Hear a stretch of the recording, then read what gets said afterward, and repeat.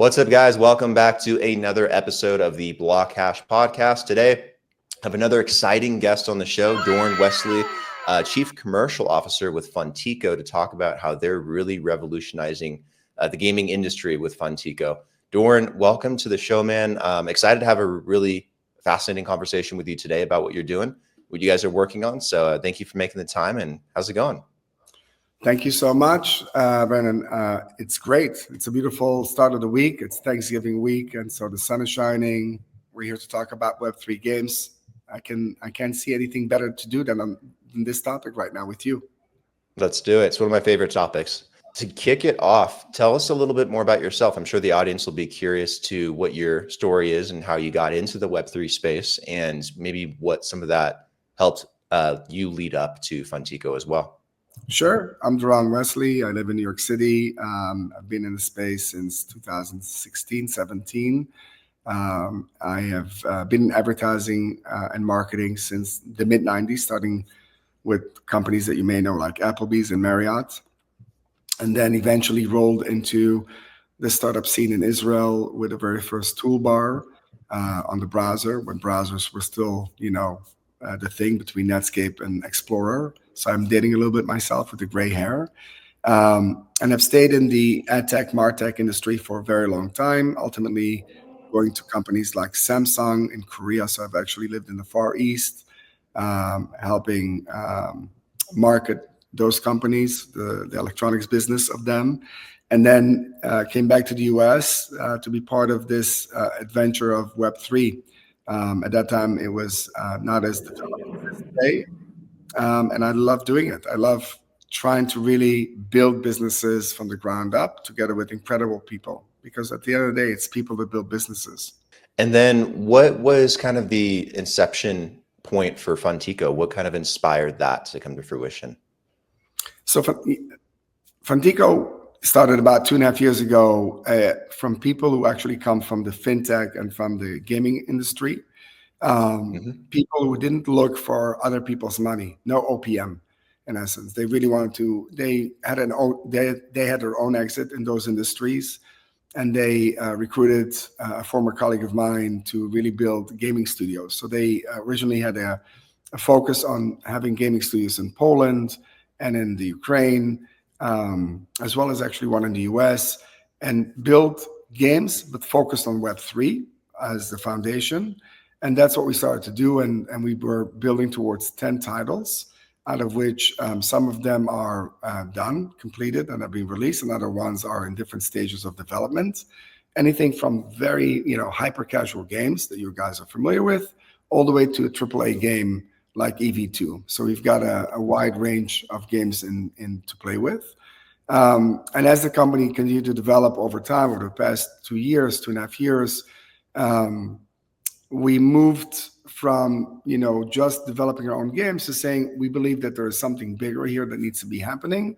And so we build a platform as a service, not just for our own games, but also for Web2 games that are currently interested, that are ad supported right now, but have not yet ventured into the Web3 world. That seems complicated. And it seems complicated for some people because it doesn't just require a knowledge of blockchain, but it requires knowledge of compliance.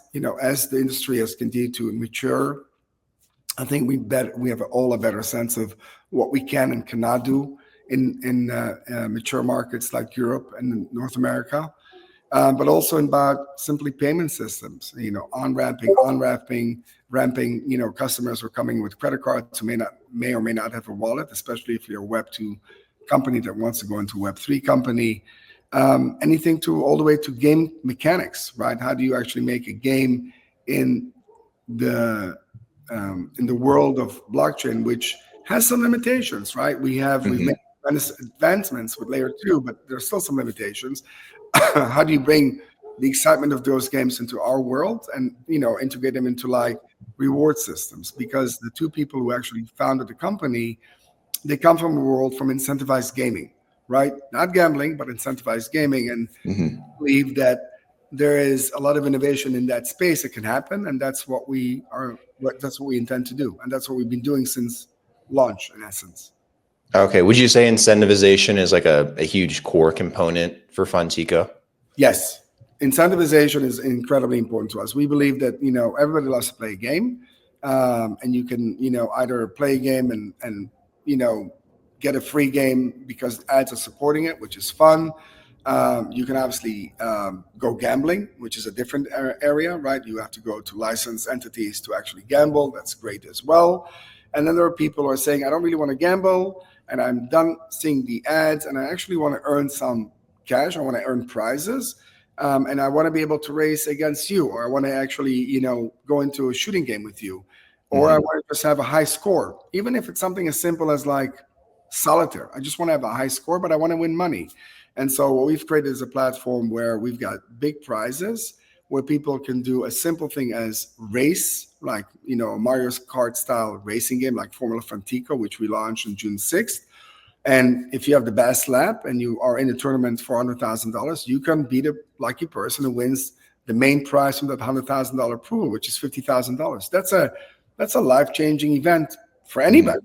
And so that's what we want to be. Well, what's the point exactly for the incentivization? Looking at things like compete to win, engage to win, some of the mechanics that you guys have highlighted, is the goal to create a system that draws more people in and that's just more rewarding for a user? Or are there other benefits to going the incentivization route? Because it's very different from traditional gaming, and usually there's a lot of advertising involved, or there's something else going on. I'm just kind of curious what, some of the main benefits are to have an incentivization model instead, and why that's so good for the future of gaming. I think there's a couple of thought processes here. One is, if you recall, in 2021, the world really was focused, our world, the world that you and I, spend a lot of time in, and focused on NFTs. And that world didn't really come to fruition the way that people had hoped for. But it was an initial step in really kind of morphing from the original hype in 2017 about ICOs and blockchain companies towards digital assets, not yet well formulated. And then I think that we're now at a stage where people at least are more familiar with the concept of digital assets and digital ownership. At least the concept of it is not as foreign anymore to them. And we've said, in games for a long time, people have been collecting loot boxes, and they have skins, and they have like all these other things they are constantly collecting. And what perfect world would it be for them to actually claim ownership, digital ownership of that, and then say, I want to either sell it, or I want to offer it, or I want to lease it, or I want to whatever do with it because it's mine, and benefit from that financially. So we took that concept and we said, okay, let's park it here for a second. Let's build the games around that. And then let's figure out a way to incentivize people to do that. Now, in Web3, a lot of people are focused on altcoins and either meme coins or, all types of other, coins. And we said, no, we actually have an ecosystem that works here, because if you create games that people can compete in, either against each other or just simply having the best score, right? So you can go into a room and actually compete live against each other with a multiplayer game, or you can just have the best score against many people. Why not put a monetary incentive there to get more people excited to get there, right? Because why would a person come? They want to win. They want to win and they want to be noticed.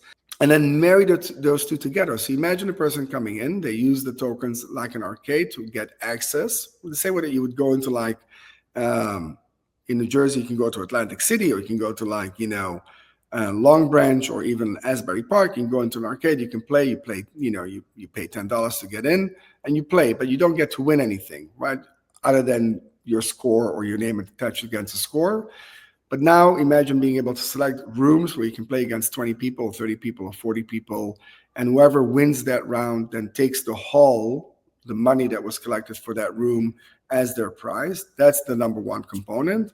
And then as you become a great player, you may get to a point where you win a multiplier effect, right? The multiplier effect can have a significant impact on you. And so you may say, you know what? I actually am not a great person in racing, right? But Brandon, you're an amazing racer. I know you're great with Mario Kart style games. Why don't I let you in on my multiplier effect, and we share, the winnings, because I own it and you win. Whatever you win, I get a percentage point from that, right? But you get the benefit of having the multiplier effect, which means that you can actually not only because you're good succeed, but also because you have the multiplier effect, you get like an extra boost. These are components that can really only exist in the gaming world. And we said we can bring them together and make it really exciting for players to actually have something meaningful there for them that they can trade, they can play with, they can sell, they can buy, they can upgrade, they can collect. And so we saw that all coming together. And for us, it felt like we have something here. Again, proof is in the pudding. There's a long road to go. But from the early games that we've launched and from the early tournaments that we've had, we're seeing that there's a lot of appetite into that type of adventure. And let's be honest, if you look about incentivized gaming, a lot of companies look at Hamster Combat. I mean, it was a tap to earn game that came about like 6 months ago, garnered 300+ million users. Obviously, everybody was hoping that by grinding away, they would eventually become, incentivized because they're getting the token from them. I think that we're seeing a lot of companies that are trying to figure out how to make sense of this world in that particular way.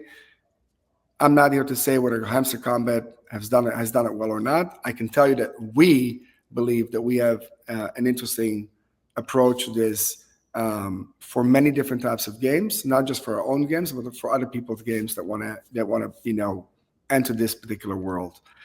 So that's where we are as a company. Do you guys want to digital assets? I know that's another popular area with gaming and Web3. I know you kind of touched on it a little bit with things like loot and skins and all these items and unfortunately lost value that I've had experiences with too, because I used to play Halo and Call of Duty and all these large AAA games for a long time, and I've unfortunately spent tons of money on DLCs and skins and items, and that's all gone now. It'd be nice if that to the next game, or if I was able to resell it on a secondary marketplace, or at least extract some kind of value long term. Do you guys want to get it well? Like, is that something that's kind of in Funtico's plans? It is. So the marketplace accepts all types of assets that you as a player have earned over time, whether it's a weapon or whether it's a skin or whether it's anything else that you can imagine. Loot boxes you have to be careful with, because in some states in the US specifically, that's considered gambling. So that, we would not allow it in certain states where it's illegal. But yes, the idea is, I look at my own son. I have a 10-year-old who's like an avid, Fortnite and Roblox and Minecraft player. He invests about $20 a week into those games, which is a lot, right? If you think about it, it's $80 a month just for a 10-year-old. That's just one. I can tell you that he's got all of his friends in the same grade. They're doing exactly the same thing, right? So now you're talking about the multiplier effect just from one grade, and so on and so forth. There's a lot that they are building, and the same way that you have. Over the years, you've won things, you've earned things. Why wouldn't you want to be able to then share it with other people who are saying, you know what, I want this. This is actually cool. This is going to make me better. This is going to make me, this is going to make it more interesting for me. So yes, there's absolutely a reason for you to then take what you've earned and being able to say, you know what, I'm either going to give it away, or I'm going to sell it, or I'm going to lease it, whatever it is that you want to do. But this is something that's yours. Yes, we absolutely believe in that. We also believe, by the way, that, let's say that you have an NFT, right, that you really, really love, and you actually want to use that NFT as your main character in the game. Why wouldn't you be allowed to use your NFT into that game, that character, right? So we're also working on that type of technology that you can actually extract what you own as intellectual property, right, if you own it properly, and then be able to use that potentially as a game character in a game. So these are things that we believe are now becoming more interchangeable, and that's what we want to offer to people to do. And then you guys also have your own token too, right, TICO? That's the whole way the ecosystem works, right? So in order to be able to play a game, you have to have the token, similar to you would have Robux or V-Bucks, right? You would need to have those tokens in order to play. And then when you win, you would get your winnings obviously also in TICO. And then at that point, when you win a prize, and then you can choose to do whatever you want to do with that. Now, the token hasn't been issued out yet. We're planning that for Q1, early Q1 in January to be exact. But our focus was, first of all, to have the platform ready, the technology, some of the games out, having actual users and players playing the games. So we've got many players playing the games, and now come with the actual token so people can start actually using that to buy their way into the games. And so if I want to play a game, do I go to the Funtico website or do I go somewhere else? You can go to your Telegram app and you can look for Lucky Fanatic, which is our tap to earn game that you can right away play today. No need to register, no need to do anything. You can just play right away from your existing user name that you have on Telegram. And it's a fun game that has mini games inside of it and raffles and like things that you can do right now. So you're not expected to just tap and wait until an eventual event. There are actually prizes you can win today, as in this week, like $10,000 here, $10,000 there. Like there's things you can win today, which is really fun. And we're launching this Friday on Black Friday. We're using it to launch a couple of new mini games within it so that you have other things to do, like questing in it. And then you'll be able to buy certain cards as well that you can eventually use then with jokers for TICO tokens. So that's what's happening with Lucky Fanatic. And again, no registration needed. And then if you want to play our Mario Kart style game, which is Formula Funtico, which is really visually stunning game for a non-app environment and a non-console environment. You can go in, you can register, and you can play that game right now for free. And there's some tournaments there as well that'll enable you to play in a leaderboard style and enjoy that game as well. And then we're launching a couple of other games, but right now it's Lucky Fanatic and Formula Funtico that are the main games out there. Taking a high level view as well, I'm curious, what you think the future of gaming with Web3 is going to look like. We've talked about, obviously, incentivization models. We've talked about digital assets, but is there something else out there that maybe most people aren't seeing and, really flipping gaming on its head in a cool way? It's still the story at the end of the day, right? If the game is uninteresting, then, no technology will make it interesting. So if it's not fun to play, if it's not visually stunning, if there's no effects that will get your dopamine high, then it's just another, piece of code, nothing else than that. That's one. So we've got a couple of games that we think are really fun to play with. I think EV2, we've shown some previews already in April during the game show, and we got some people noticed it from around the world. I think that it's really a fun game to play. It really is, and doing it outside of a console is really surprising because most people expect those type of games to be in that world. I think that Heroes of the Citadel is also a fun game that's going to come out that I think people will enjoy as well. But one of the things that are unique that what we're developing right now is I'm sure that every company you're speaking to and every person who's listening to this podcast are hearing about artificial intelligence, generative AI, and how it's like going to make Web3 much better. In our case, the way that we're deploying it is we've deployed a technology that we're testing internally that enables people to use AI to help generate a character and an NFT for them that is uniquely theirs. And then so you're not dealing with intellectual property issues, you're not dealing with anything else. And then you can use that for the marketplace of the games. So that's one thing that we're focused on.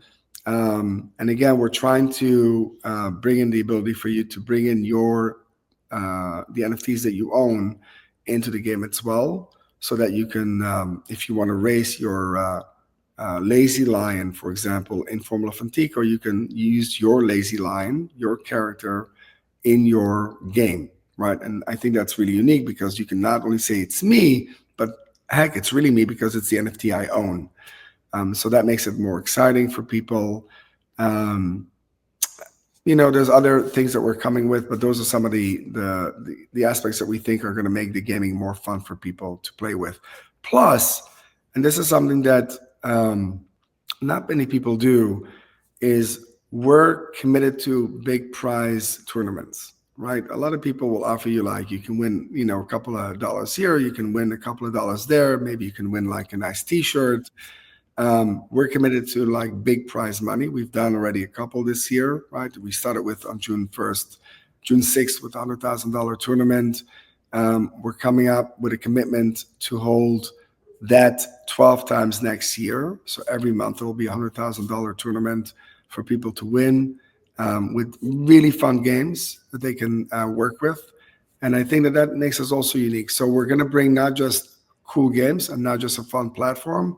You can enter those games either through Funtico.com, a desktop right version, or you can go through your mobile device, like a Telegram game, and you can play it there as well. But it'll be like exciting, incentives for people to play those games and earn some real money. So you don't just have to wait for the token in order to like win, right? Even regardless of the token, you can win just by playing well and winning a prize. The token is an additional benefit to the whole concept. Awesome. And you mentioned tournaments too. Are those finalized and have any dates or rule sets set in stone yet? Or are you guys still working on them? So the rule is dependent on the game. So, for example, if you're playing a racing game, it's obviously who has the best lap time, right? That will be the rule there. If it's a different game, then it's the high score. And that would be the rule there. So it's really the game dependent on what enters into the tournament. In terms of the dates, we haven't set the exact interval in terms of is it like the 1st of the month or is it the 30th of the month? The first time we did was on the 6th of the month. It was random. But we're gonna announce the exact dates and the intervals, before the end of the year, so that people can prepare for it and actually be part of those tournaments, which is really exciting. And again, you don't just enter it for free, right? You have to actually pay to enter those tournaments in order to participate with the prize pool. But that's totally cool. It's like going into an arcade like you would do anywhere else. Awesome. What do you play in your spare time? Do you have a favorite game? You're gonna laugh, but my son and I are masters of Space Invaders. Nice. I'm terrible. I'm addicted to the game. You have no idea. So that's one. My son is really good. Like I'm okay. He's really good. And then my daughter is now getting into within Minecraft. There's like Dress to Impress, and so I'm trying to get her into that, and she's really excited about that. So I'm helping her with that. So I'm getting better with that as well. Believe it or not. My son and I have an ongoing tournament of Pac-Man because I'm also addicted to that. So I'm a little bit more of the past games simply because I'm a little bit dated, as you can see. No, the classics are the best. My first console was Atari and Atari rules, period. I have a friend of mine who lives a couple of doors down from me, and he's got like all of the old consoles. So we have a lot of fun there. That's awesome. Imagine. So that's what I do. But I admire my son when I see him play 2K games, which I think are spectacular. Every year it gets better and better. FIFA is like, a spectacular game. It's so realistic. I can't even imagine how much more realistic it can become. And every time they outdo themselves, every single time, which I think is spectacular. And then, my son is exploring with me new games that he's an Xbox person. Everybody's got their own platform they like. And so there's a scuba, game that he's playing with. So I'm very open. I'm not married to one specific game, but I am addicted to some of the early ones. That's cool, man. Don't worry. I get addicted to games too. I try to stay away from them as much as I can, but every time I have free time, it just sucks me in. Are you a person that have you tried any of the games on Apple Vision or on Quest? Have you tried any of those platforms yet? I've had almost every version of the Quest all the way back to the Rift. And oh my God, it's an incredible experience. I love gaming in VR. I think it's going to shock a lot of people how far that gets taken. So Beat Saber obviously is amazing. We have a lot of fun with that. But just as a fun note for you, the dads, during COVID, we all went stir crazy, as you can imagine. So there's a game, Assassin 11, which is basically like a arrow and bow game on Quest. And and you do a P2P, right? That's like you create a room with a couple of people, and It was where we got all of our frustration out against each other, which was Mhm. amazing. So I think that people that have not experienced it try to experience it, because virtual reality gaming is just fabulous. I mean, it's It getting is. better and better and better, because Quest 3S is amazing. Quest 3 is amazing. Quest 2 is amazing. I have an Apple Vision that's also amazing. Like, try it. It's really cool.